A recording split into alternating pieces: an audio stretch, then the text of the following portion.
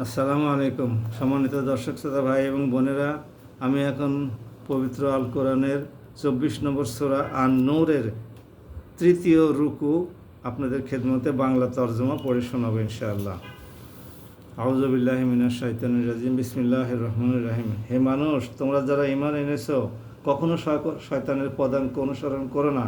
তোমাদের মধ্যে যে কেউ শয়তানের পদাঙ্ক অনুসরণ করে সে যেন জেনে রাখে সে অভিশপ্ত। শয়তান তো তাদের অশ্লীলতা ও মন্দ কাজেরই আদেশ দেবে। যদি তোমাদের ওপর আল্লাহ তাআলার দয়া ও অনুগ্রহ না থাকতো তাহলে তোমাদের মধ্যে কেউই কখনো পাক পবিত্র হতে পারতো না।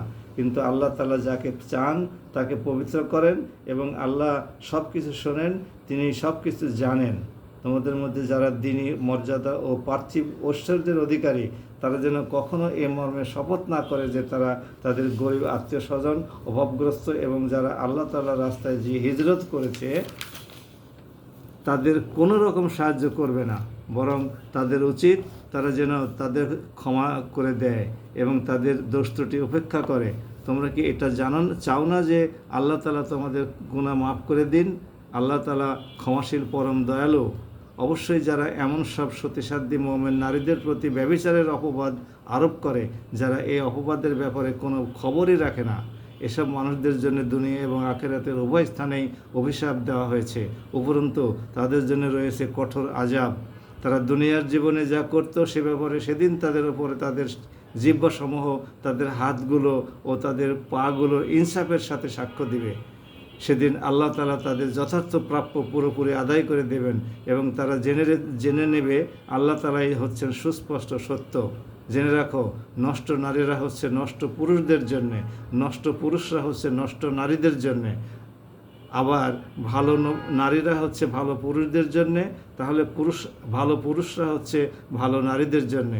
মুনাফিক লোকেরা এদের সম্পর্কে যা কিছু বলে তা থেকে তারা পাক পবিত্র। আখিরাতে এদের জন্যই রয়েছে ক্ষমা ও সম্মানজনক রিজিক। সম্মানিত ভাই এবং বোনেরা, অত্যন্ত জীবন ঘনিষ্ঠ আমাদের সে কথাগুলো আল্লাহ রাব্বুল আলামিন এখানে সুস্পষ্ট করে বলেছেন। আল্লাহ রাব্বুল আলামিন সর্বময় ক্ষমতার অধিকারী, কারো মুখাপেক্ষী নন উনি।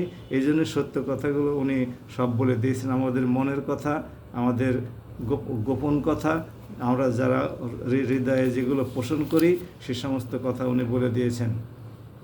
আসুন আমাদেরকে উনি যে চোখ দিয়েছেন তা দিয়ে দেখি কোনটা সত্যি কোনটা মিথ্যা। আমরা কান দিয়েছেন আল্লাহ, কান দিয়ে শুনি কোনটা সত্যি কোনটা মিথ্যা। আর হৃদয় দিয়েছেন, সে হৃদয় দিয়ে অনুধাবন করি কোনটা ভ্রান্ত আর কোনটা সঠিক। যদি এই তিনটা অঙ্গ প্রত্যঙ্গের কথা আল্লাহ পাক এর আগেও বলেছেন, আমরা এগুলো ব্যবহার না করি তাহলে পরে আমাদের সাথে অন্য জন্তুদের আর কী বা তফাৎ থাকলো। আর নিরপরাধ নারীদের সম্পর্কে যে সমস্ত কথাবার্তা বলা হয়েছে অপবাদ না দেওয়া সংক্রান্ত, সেগুলো সম্পর্কে আমরা সচেতন থাকি।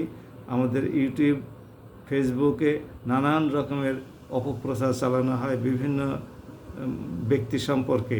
আমরা এই ব্যাপারে সচেতন থাকি, কোনো রকমের অনুসন্ধান করা ছাড়াই শোনা কথায় তাদের ব্যাপারে কোনো রকমের মিথ্যারোপ না করি।